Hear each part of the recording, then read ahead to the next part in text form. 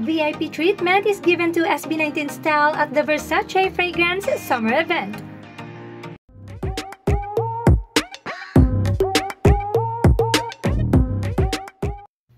Sumakses na talaga ang SB19 that anywhere they go, even as solos, they are given the VIP treatment.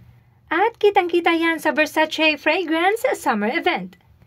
Thai actor Pond may be the Southeast Asia ambassador for Versace Fragrance, pero base sa naging treatment nila kay Style ay hindi rin naman ito papahuli.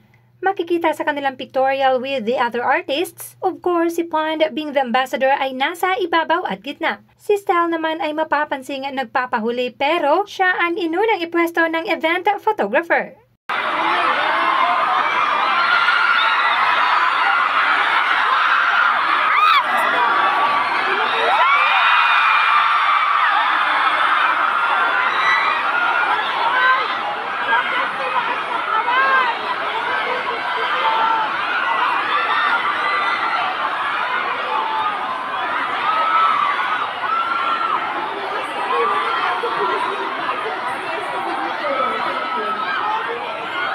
Also, did you know that Pond and Style are wearing the same shirt? The Cameo silk shirt by Versace worth almost 100,000?